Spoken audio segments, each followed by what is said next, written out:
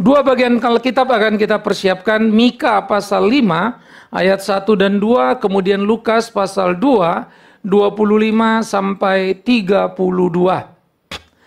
Mika pasal 5 ayat 1 dan 2, lalu Lukas pasal 2. Saudara beri pembatas Alkitab, bagi yang memakai iPad kita bisa baca langsung.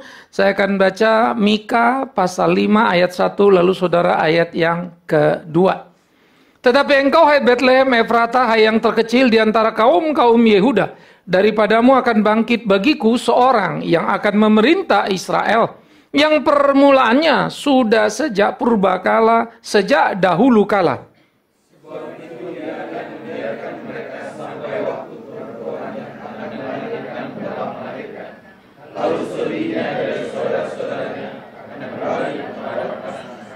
Kemudian kita buka Lukas pasal yang kedua. Dan kita akan membaca ayat 25 sampai 32 kembali bergantian. Saya 25, saudara 26 seterusnya. Adalah di Yerusalem seorang bernama Simeon. Ia seorang yang benar dan saleh yang menantikan penghiburan bagi Israel. Roh Kudus ada di atasnya.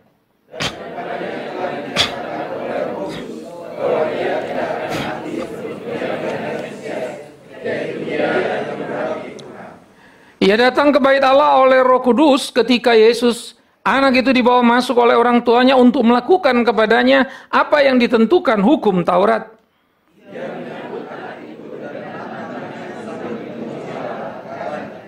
Sekarang Tuhan, biarkanlah hamba-Mu ini pergi dalam damai sejahtera sesuai dengan firman-Mu. Yang telah Engkau sediakan di hadapan segala bangsa.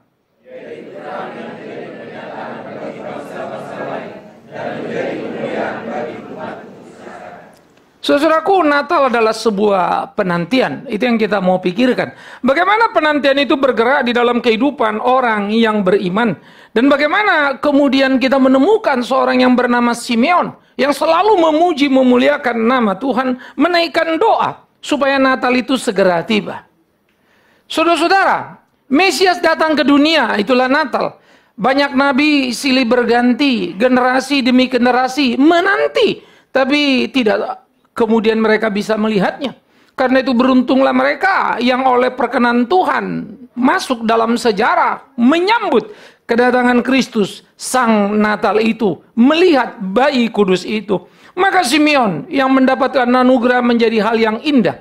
Lewat Nabi Mika, Nabi itu bernubuat. Lewat Nabi Yesaya, Nabi itu pun bernubuat. Tapi nabi-nabi yang bernubuat ini tidak pernah melihat apa yang mereka nubuatkan. Nabi berikutnya pun tidak. Sampai kemudian Simeon. Saudara-saudara, Natal adalah janji yang dinantikan. Ketika Yesaya menyampaikan gambaran tentang siapa Mesias Juru Selamat, maka Mika pun mengungkapkan bagaimana dia akan datang dan lahir di kota Bethlehem. Mika kurang lebih sejaman dengan Yesaya 750 tahunan. Kurang lebih sebelum Kristus datang. Maka ketepatan pembicaraan itu tidak mungkin kecuali hanya satu hal. Bahwa itu memang Allah yang mengaturnya. Bagaimana mungkin kota kecil Bethlehem bisa diprediksi menjadi satu tempat kelahiran? Itu karena memang bukan prediksi Nabi. Tapi betul Allah memberitahu kepadanya sehingga tepat seperti itu. Apalagi kemudian Allah mendesain sedemikian rupa bahwa Maria ke Bethlehem bukan malaikat yang kasih tahu. Tetapi karena ada sensus yang membuat dia harus berpindah ke tempat asalnya dan dia pergi ke Bethlehem. Di dalam situasi politik yang begitu luar biasa, dengan 1001 kemungkinan, bisa-bisanya pada waktu yang tepat, Maria hamil 9 bulan sekian hari, menunggu hari lahirnya, harus berjalan karena sensus. Kemana? Ke Bethlehem. Karena hamil dia tidak bisa dapat jalan cepat, lalu karena tidak jalan cepat dia tidak ke bagian tempat. Bagaimana bisa itu tepat? Saya bersyukur ketika meneliti semua, lalu melihat bagian demi bagian, situasi teologisnya, situasi sosiologisnya, historisnya, kaget setengah mati. God, thank you. Maka saya kemudian bisa menikmati pergumulan Simeon yang terus-menerus menunggu Mesias itu. Menantikannya. Apa yang diungkapkan oleh para nabi. Maka nubuat Nabi Mika itu menjadi satu nubuat yang luar biasa. Maka dikatakan, Bethlehem, kau yang terkecil tapi darimu bangkit yang terbesar. Yang terbesar mestinya di kota besar. Karena itu tidak heran kalau orang Majus mencari sang raja kemana? Ke Yerusalem. Mana raja yang baru lahir? Mengapa? Karena Yerusalem ibu kota. Raja itu mesti ada di situ. No. Natal. Sang besar yang terbesar lahir di tempat kecil yang sangat kecil. Bethlehem itu pedesaan kecil. Tidak banyak penduduknya.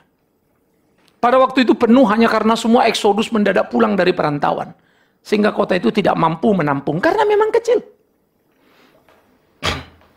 Nah, oleh karena itu, sang besar lahir di kota yang kecil. Natal secara historis mengingatkan kita kepada satu tempat.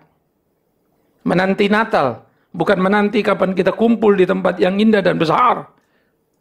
Menanti Natal, kapan kita bertemu dengan Dia di hati yang takluk kepada ketetapan kehendak Allah.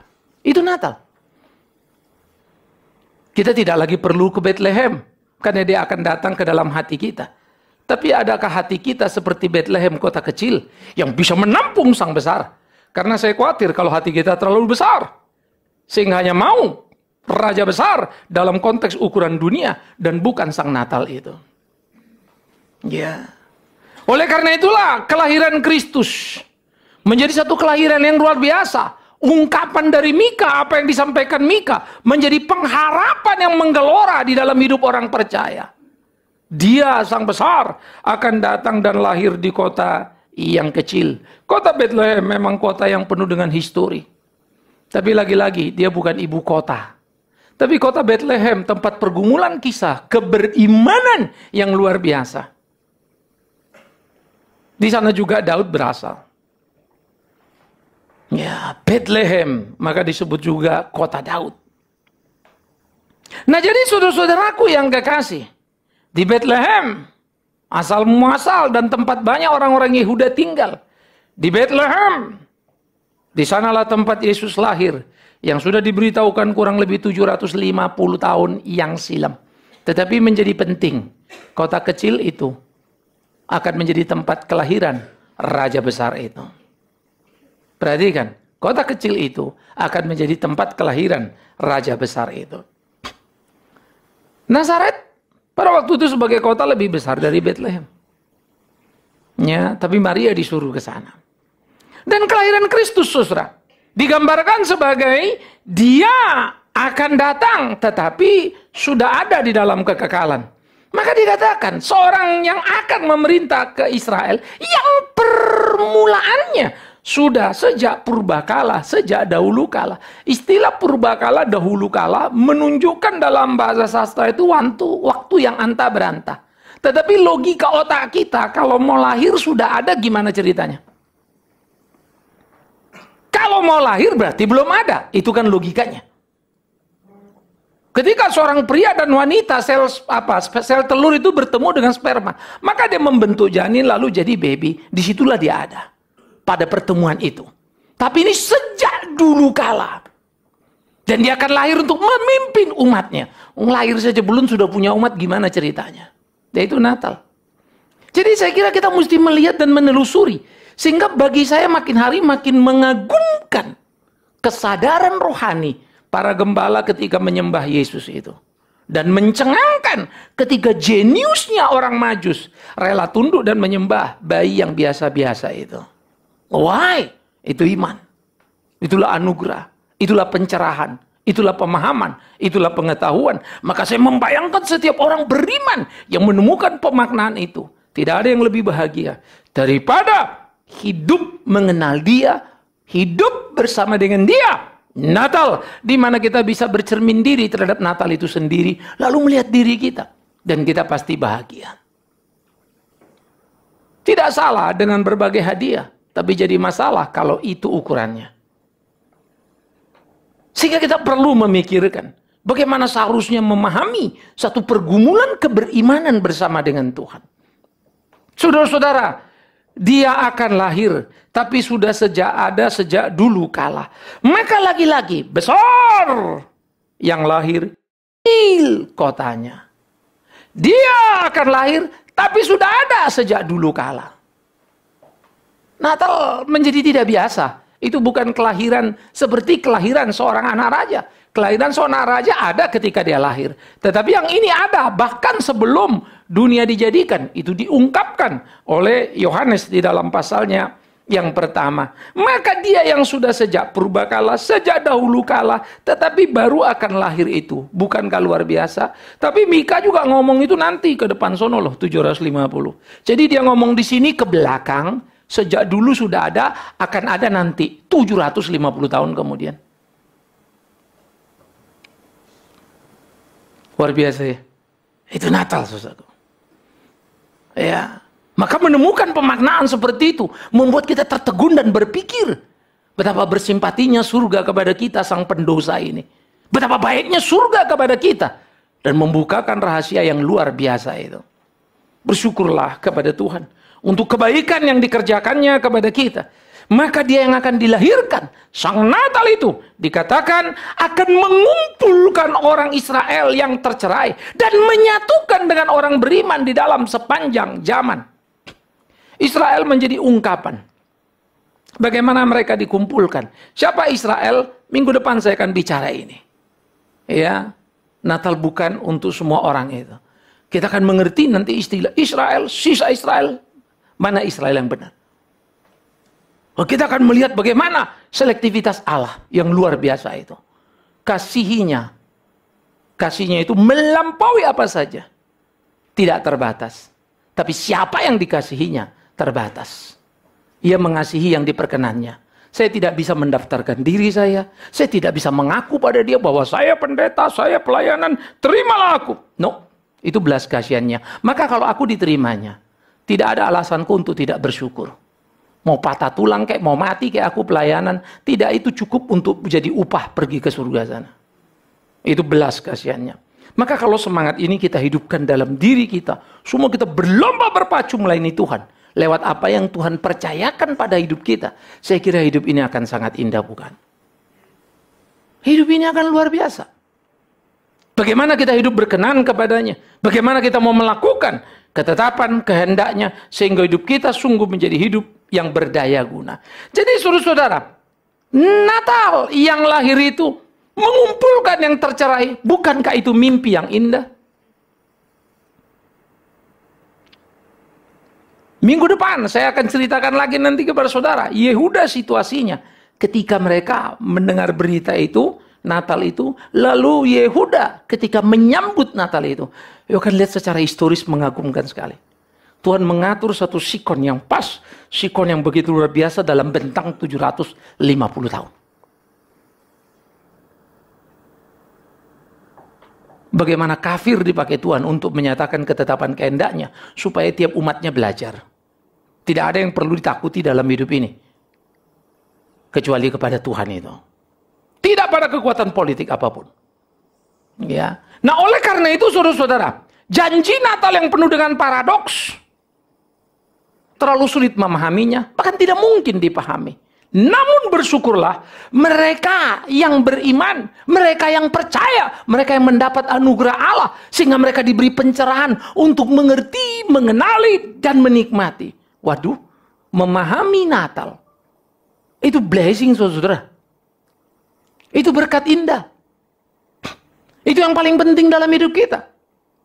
Memahami Natal itu. Sehingga menemukannya menjadi milik diri. Akan membuat kita kuat menghadapi kehidupan ini. Allah yang berpihak kepada kita. Berjanji di dalam sepanjang sejarah. Bahkan ketika manusia pertama kali jatuh ke dalam dosa. Janji itu sudah disampaikan. Adam Hawa belum tahu ngaku dosa. Adam Hawa cuma saling menyalahkan karena dosa. Tuhan yang menyatakan janji. Keturunan perempuan ini dan keturunan ular ini akan terus-menerus berkelahi. Keturunan perempuan akan meremukkan tumit keturunan ular itu akan meremukkan tumit keturunan perempuan. Tapi keturunan perempuan meremukkan apa? Kepala keturunan ular itu. Itu menceritakan Kristus. Dan Natal adalah starting point-nya. Disitulah dimulainya. Dari Natal terus dia menuju kepada Bukit Golgota. Karena itu Natal menjadi penantian, penggenapan janji besar Sang Mesias di dalam sepanjang zaman.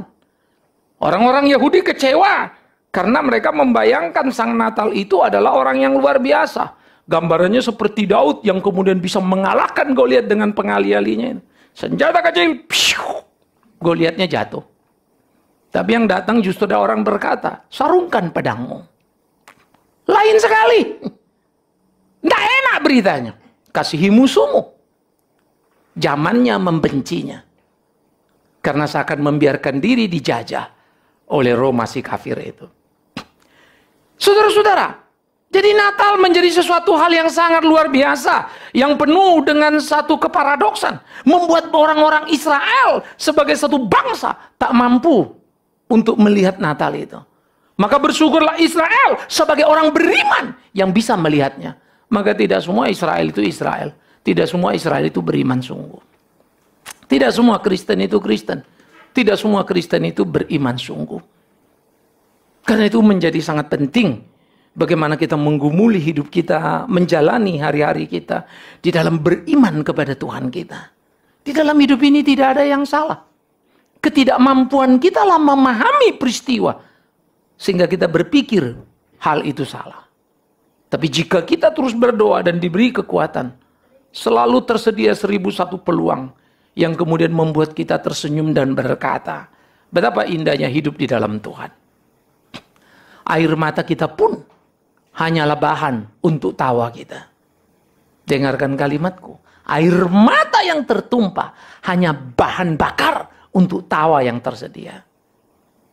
Natal menjadi suatu kekuatan yang luar biasa. Natal sebagai puncak penantian. Saudara-saudara yang dikasihi oleh Tuhan Yesus Kristus. Simeon orang benar, hidup benar, hidup saleh sebagai orang beriman. Penantian terbesarnya apa? Dia bilang, Tuhan, dia menanti bukan beri aku umur panjang sampai 100 misalnya. No. Penantiannya kalau boleh sebelum aku mati ini, aku melihat juru selamat itu. Aku melihat Mesias itu. Ya. Tiap kita silakan punya doa. Cuma memang kalau menurut saya, kalau permintaan kita sekedar umur terlalu panjang, bagi saya secara orang Kristen ya kurang tanggung jawab. Tuhan tahu beri kamu umur panjang. Bercita-citalah untuk sesuatu yang kamu mau lakukan untuk Tuhanmu. Kalau saya diizinkan sebelum dipanggil Tuhan 1000 sarjana, Tuhan pakai tangan ini untuk melahirkan. Ya, dan saya akan sangat bersyukur lagi kalau dari antara sarjana itu kemudian ada menjadi pimpinan daerah dan ada suatu perubahan dan saya bisa lihat, oh God thanks. Rasanya pergi dengan tenang dan damai. Berapa umur Bapak yang Bapak mau? Tidak tahu aku, terserah dia di situ. Mau 5 tahun, mau 10, 15, 20, 30 tahun lagi, urusan dia. It's not my business. Bisnisku adalah mengejar dan mengejar supaya itu bisa selesai. Ini harus menjadi pertandingan sengit kita, saudara. Ya. Maka Simeon bagi saya menjadi seorang yang menginspirasi kita sebagai orang beriman. Ia menanti-nanti, ya. Penghiburan dari Roh Kudus, yaitu bagaimana melihat Sang Kudus itu. Ia menanti-nanti di dalam kegairahannya. Supaya penghiburan itu segera tiba. Apa penghiburan? Bukan merdeka dari Roma. Apa penghiburan? Bukan menjadi kerajaan yang jaya. Yang punya daerah kekuasaan yang luar biasa. Apa yang menjadi kerinduan? Natal tiba. Kristus datang. Allah yang menjadi manusia. Maka Simeon menantinya dengan sikap iman yang luar biasa. Ya. Itu satu kali. Dan tidak terulang. Nah repotnya, karena tiap tahun kita menunggu Natal, lewat Natal tahun ini masih ada tahun depan, kan begitu ya. Jadi kita terlibat dan terjebak dalam terminologi waktu.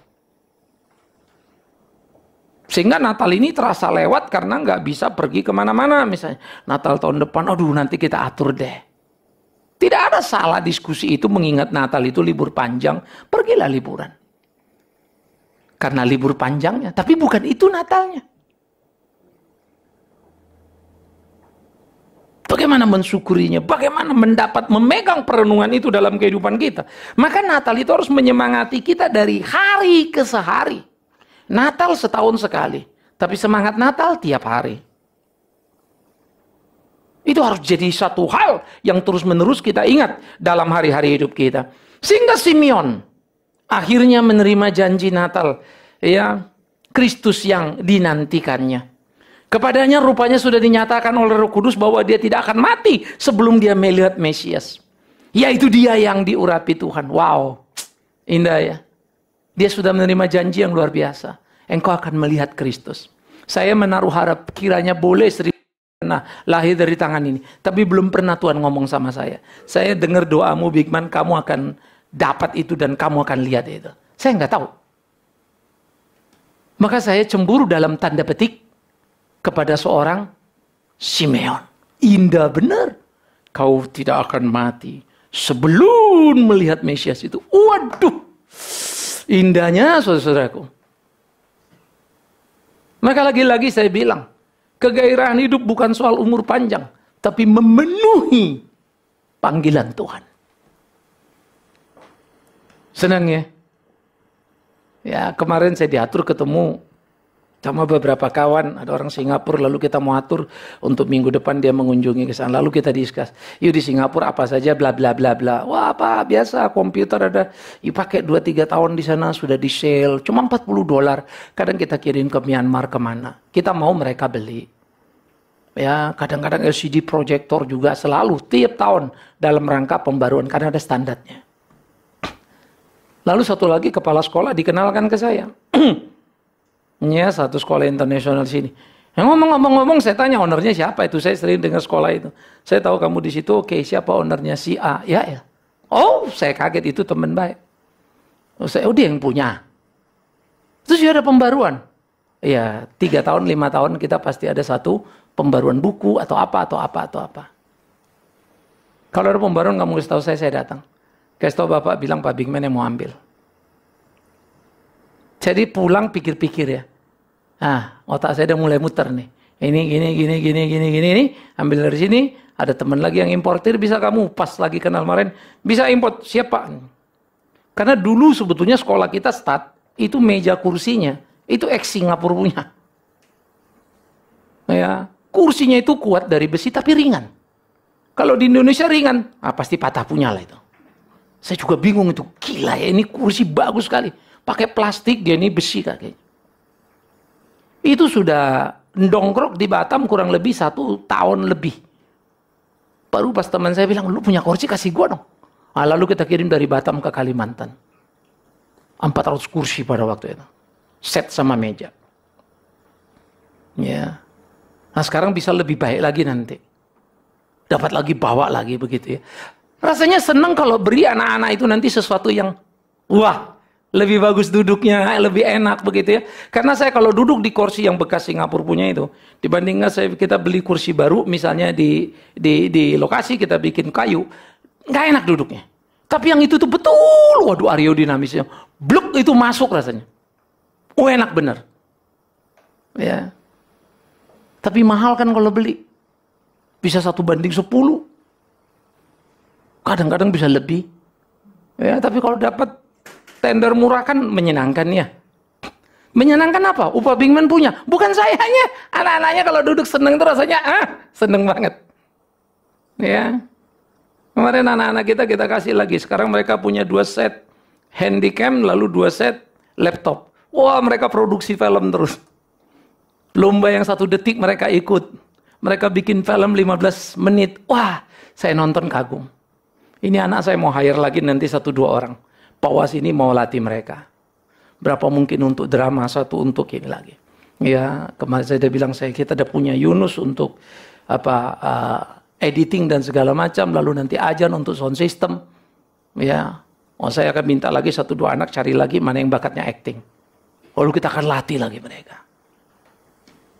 Maka bagiku hadiah Natal adalah kalau bisa dipakai Tuhan menjadikan seorang anak seperti yang Tuhan mau. Itu hadiah Natal. Bukan saya dapat apa, tapi saya bisa bikin apa. Yuk kita pikirkan sama-sama yuk. Kita bisa bikin apa?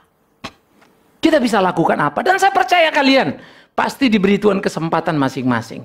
Tinggal kepekaan kita dan kesadaran untuk mengerjakan. Maka Simeon ditatangnya lah bayi kudus itu. diangkatnya. Senangnya luar biasa. Pada waktu itu Yesus dibawa ke bait Allah untuk disunat. Jadi umur berapa hari, saudara? 8 hari. Duluan mana Simeon dan gembala melihat Yesus? Siapa yang duluan? Gembala pada malam lahir itu. Simeon 8 hari. Orang Majus kurang lebih umur Yesusnya 2 tahun. Dibawalah ke bait Allah. Roh Kudus pimpin Simeon ke bait Allah. Pada waktu datang dilihatnya lah. Lalu masuklah. Disambutnya anak itu, diangkatnya dan dia berkata. Apa katanya? Sekarang Tuhan, biarkanlah hambamu ini pergi dalam damai sejahtera sesuai dengan firman-Mu. Sebab mataku telah melihat keselamatan yang daripadamu, yang telah disediakan untuk bangsa-bangsa, yaitu terang yang menjadi penyataan bagi bangsa-bangsa lain dan menjadi kemuliaan bagi umat-Mu Israel. Sekarang biarkanlah aku pergi dengan damai. Ya. Saya kalau ingat Simeon, saya tersenyum. Akankah terucap dari mulutku satu kata ketika terasa dia mau memanggil Tuhan? Sekarang aku mau pergi dalam damai-Mu. Terima kasih untuk panggilan-Mu. Terus ngilang. Asik banget rasanya ya. Apalagi kalau sempat dikasih Tuhan kesempatan panggil istri, anak-anak, terus kita ngomong-ngomong, udah ya, Papa berangkat. Wih, saya indah banget. This is my dream. Tuhan kasih apa enggak ya nggak tahu. Ya. Rasanya luar biasa kalau kita bisa tinggalkan message itu. Ya. Ini menjadi kegairahan kita. Ini menjadi kerinduan kita. Sehingga bagaimana hidup kita menjadi hidup yang berguna. Bagaimana hidup kita menjadi hidup yang bernilai. Dilihatnya sang Natal itu. Diangkatnya. Dia memuji Allah. Sangat bersyukur, berterima kasih. Yang paling berharga dalam hidupnya, kini didapatnya. Apa? Lebih berharga daripada hidupnya sendiri. Yaitu melihat Natal itu, sang juru selamat itu. Jauh lebih berharga daripada dirinya sendiri. Sangat indah, saudara-saudara yang kekasih. Oleh karena itulah, ketenangan yang memenuhi hati Simeon membuat dia tenang jikalau dia dipanggil oleh Tuhan. Damai itu sudah penuh dalam hidupku. Aku sekarang sudah melihatnya. Dan Simon menyanyikan nyanyian nubuat yang sangat indah. Engkau telah berikan kepada dunia keselamatan itu. Mataku melihatnya. Apakah yang lebih bahagia? Ya. Kalau kita kemarin dengar ya di Bandung Natal dilarang, diusir begitu ya. Memang selalu tidak sederhana. Ada 2 aspek. Ya, saya menulis dalam perspektif sosiologis di dalam hidup bernegara kan tidak bisa begitu. Tapi dalam perspektif teologis sebetulnya kita bersyukur dengan apa yang ada. Karena sebetulnya orang hanya mempermalukan siapa dia dan dipermalukannya dirinya sehingga mulialah orang Kristen. Orang Kristen itu menganiaya terus. Jadi ada untungnya kita dikit. Kalau kita banyak, kita yang menganiaya itu ya. Itu yang terjadi di negara lain. Wah, di tim-tim, di teror, masjid dibikin susah. Bagi saya orang beragama, orang paling penjahat. Mau apapun agamanya. Karena itu kalau kita mau jadi Kristen, kita mesti berlomba. Tunjukkan kelas kita. Ya. Sehingga betul-betul menjadi satu pertandingan. Bagaimana cara Tuhan yang bekerja luar biasa itu. Hari tua Simeon membuat dia menanti. Keburu nggak ya? Tapi Tuhan ada janji. Tapi aku udah tua nih. Udah mau dekat mati nih. Aduh, nyampe nggak ya? Saya mulai membayangkan debaran itu ya. Nyampe apa enggak? Gimana apa enggak? Berasa loh itu. Akhirnya ia melihatnya. Yang dinanti luar biasa itu. Betapa gembiranya dia. Saya tidak bisa tahu membayangkan bagaimana. Tapi saya hanya bisa membayangkan seperti satu kebahagiaan yang begitu luar biasa. Senang sekali.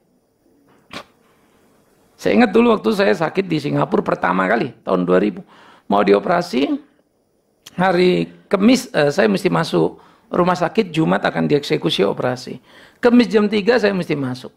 Kamis jam 11 ada satu persekutuan di Lucky Plaza itu Apartemen disewa-sewakan kamarnya itu rata-rata orang Indonesia lah. Lalu dibikin persekutuan untuk orang-orang sakit ini. Wah, pas saya diminta khotbah situ. Ya. Nah, sesudah saya khotbah kepada orang sakit. Seumur-umur saya dari dulu sampai hari ini, tidak ada khotbah saya yang lebih powerful dari hari itu. Karena saya mau check-in ke rumah sakit, mau operasi klep jantung, lalu saya khotbah semangatnya luar biasa. Saya bilang kalian jangan cengeng yang sakit-sakit ini ya. Mereka nggak bisa ngomong, sama-sama penyakitan. Jangan kau pikirkan urusan ini. Ada yang teriak mungkin duit kesulitan. Dokter dia bilang segini, hari ini saya berdiri akan bicara sama kalian. Saya pun udah punya duit datang kemari. Saya hanya mau check up. Dokter bilang positif, saya terpaksa harus pulang. Dan kalau saya pulang, pada waktu itu, pertama saya harus jual mobil. Yang satu-satunya sisa, sesudah habis mobil mama saya sakit, habis kita mobil. Lalu bisa dapat dibantu teman lagi beli mobil. Terpaksa mesti jual lagi. Itu pun tidak cukup. Itu hanya DP saja. Jadi saya khotbah begitu luar biasa. Ada orang yang mau pulang pada waktu itu, saya ingat betul. Mau. Udah takut berobat, ada yang takut, ada yang ini. Akhirnya mereka semua pada masuk rumah sakit lagi. Tak jadi pulang. Karena memang serius sakitnya. Nah, saya selesai khotbah. Jam 11, jam 12, setengah 1, jam 1-an. Kemudian diajak makan, ya setengah 3 masuk rumah sakit. Ya, istri saya baru menyusul karena tahu jadi dioperasi. Baru nyusul besoknya. Ya.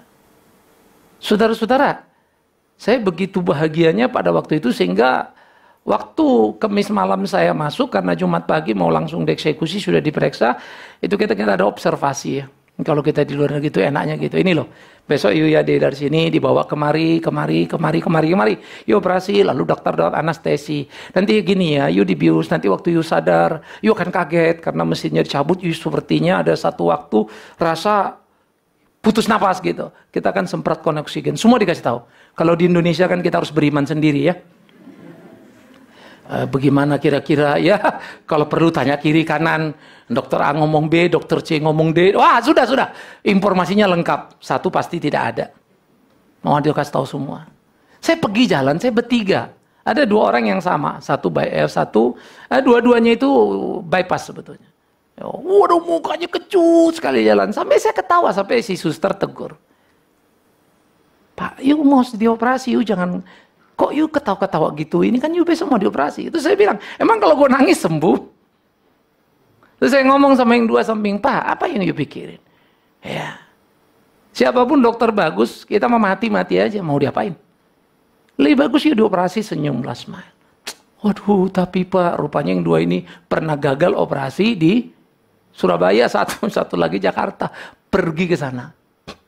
Jangan takut. Hanya saya hibur mereka, saya bilang saya lebih parah dari you. Karena risikonya saya lebih tinggi. Klep itu dibelek, jantung keluar, dibelek lagi, klepnya ditarik, pasang, masukin jantungnya lagi ke dalam, baru dijahit. Kalau bypass kan you sumbat di mana, potong di situ, diambil pembuluh, disambung sama dia. Nah, ini udah dibelek, jantung saya dikeluarin. Gelubuk-gelubuk itu sudah. Dibelek lagi, keluarin klepnya. Risknya lebih tinggi, 10%. Ya, jadi saya ngomong sama dia, sudahlah mau diapain kan gitu. Akhirnya mereka tenang, ya Pak, makasih. Ya kita sampai jalan ngobrol bahasa Indonesia sudah. Nah, besoknya saya dioperasi selesai. Tapi saya mau kasih tahu you, apa yang bikin saya bahagia? Imanku kuat, nggak takut mati? Bukan. Tadi pagi itu loh, waktu khotbah itu. Aku disemangati oleh khotbahku sendiri. Happy amat, nggak peduli seperti apa. Dan itu terus berpengaruh. Sehingga recovery saya lebih cepat 1-2 hari. Saya keluar duluan dari mereka, saya lebih berat. Ya. Bahkan malam itu, besoknya mau keluar, saya bilang sama si istri saya, kita jalan yuk. Kita jalan deh ke Orchard Road. Wah, geger di rumah sakit, pasien hilang. Karena saya nggak pamit. Saya pikir saya udah seger, marah-marah perawat. Ya jangan begitu dong, ada apa-apa kan saya tanggung jawab. Ya saya kan mau ngetes dulu, besok kan mau keluar. Kalau apa-apa kan gue masuk lagi. Saya pikir mobil kali ya. Kita tes drive dulu, udah oke, baru mau keluar dari bengkel. Ya, tetapi ya kalau saya mau bilang kebahagiaan itu karena yang khotbah tadi itu. Maka saya coba merenung pikiran yang saya alami, lalu saya lihat si Simeon ini, saya bisa merasakan bahagianya itu kayak apa. Karena saya jadi kuat dan jadi enteng sekali menghadapi itu. Itu operasi saya pertama seumur hidup. Ya, sehingga kemarin waktu gedebuk, plok, sampai pingsan, mau mati. Buat saya peristiwa pertama sudah lebih mengajar saya. Ya terserahlah kalau hidup ini mau ngapain, dia suruh gini, ya sudah lakukan. Ya, yuk kita semangati diri kita. Natal adalah sebuah penantian yang sudah kita miliki. Kita tidak sedang menunggu dan menunggu dan menunggu. Bahwa nanti tanggal 25 kita tunggu, itu hanya waktu saja, histori saja. Tetapi dalam keberimanan, dia sudah di dalam dan bersama dengan kita. Bahagia kita. Hidup ini adalah mengenal dia, Sang Natal itu. Simeon, orang yang kaya dalam beriman. Bukan kaya dalam harta benda. Natal puncak penantian, sekaligus pengharapan utama semua orang percaya. Natal indah. Kita ditolongnya, kita dipimpinnya. Oleh karena itulah, kita dan puncak penantian Natal kita ini. Apakah Natal adalah puncak penantian kita? Bukan hadiah lahirianya, tetapi iman yang sungguh kepada anak Allah yang hidup itu. Itukah? Maka biarlah kita berdoa dan terus berdoa, Tuhan mampukan aku. Aku kadang Natal itu masih kurang ini, kurang ini. Tolong aku. Tuhan kadang-kadang aku Natal ini sedih. Nggak bisa jadi pergi, nggak jadi ini. Ampuni aku. Padahal pergi atau tidak pergi itu rezeki darimu. Kau beri syukur. Seharusnya aku tidak perlu marah. Tolong aku. Jadi doa kita itu coba ya. Kita belajar merubah lah. Supaya jangan, Tuhan tolong ya Natal ini supaya jadi pergi, jadi ini, jadi itu. Bukan itunya lagi. Kalau pergi terima kasih. Tahu-tahu, waduh ada halangan. Tuhan, kuatkan aku tidak kecewa dengan rencana yang fail ini. Supaya aku jangan kehilangan penantian Natal yang indah itu. Natal yang kau berikan itu. Amin. Tapi tetap nyesel deh. Kalau nggak pergi. Halo? Tetap sih. Kalau dijanjiin anak-anak, remaja, pemuda, kamu dijanjiin orang tua, nanti Natal mau beli ini atau pergi sini. Tahu-tahu nggak jadi, kecewa nggak? Kecewa. Ya. Tapi kan Natal dapat Tuhan Yesus kan? Pak, dapat nggak dapat yang penting jalan Pak. Itu terasa, kalau Yesus kan nggak terasa. Tapi ya itu kita harus belajar. Menyemangati itu, memahami itu. Ya, itu dinamikanya. Ya. Oleh karena itulah, jangan sampai kita terikat di dalam terminologi ruang dan waktu ini sampai kita kehilangan nilai kekekalan dalam Natal itu. Kita tidak memilikinya. Orang percaya harusnya memaknai Natal sebagai puncak penantian. Adalah pertemuan pribadinya dengan Tuhan. Semakin hari, semakin mengenal. Ketika seseorang bertobat, saya mengatakan itu the first Natal. Lupa, ini orang Kristen lupa, Natal sudah 50 kali. No. Baru kali itu. Kristus lahir di hatinya itu. Indah ya. Maka saya selalu ingat cerita klasik. Saya selalu pakai ini cerita banyak tempat tuh. Saya mungkin juga pernah cerita kalau saudara masih ingat. Ketika di surga, dekat-dekat Natal begini, Rasul kumpulkan semua orang percaya yang sudah masuk di surga. Pertanyaan buat kalian. Petrus berdiri lalu nanya. Ini Natal sudah mau tiba. Kira-kira Yesus pergi kemana? Satu orang angkat. Pasti Yesus pergi ke penjara. Melihat orang di penjara. Dia akan ke sana. No, salah. Ngapain Yesus ke penjara? Sudah terlalu banyak orang Kristen mendadak baik. Tiap hari ada yang kunjungin penjara. Bahkan Nabi itu sudah merasa kerepotan dengan tumpukan hadiah. Oh, Yesus di gereja pasti beribadah. Petrus bilang ke gereja. Dia tidak akan pernah pergi ke sana. Karena dia tidak lagi punya tempat di sana. Tempatnya sudah diduduki para pendeta. Kalaupun dia masuk orang menyanyi, tidak ada yang peduli dengan dia. Tak ada yang kasih tempat sama dia. Salah kata Petrus, akhirnya diam lagi yang ini. Lalu setelah lagi ada orang bilang, oh mungkin dia bikin Christmas Carol, pagi-pagi dia pergi. Dia datangin tukang angkat sampah, tukang ini, lalu dia bagi-bagi hadiah. Tentu pada mereka surprise. Saudara, Petrus jawab, ide bagus, tapi salah juga. Kenapa? Sama seperti ke penjara. Semua orang Kristen mendadak baik. Saya ingat saya dulu waktu menjadi pembina remaja, saya pimpin mereka.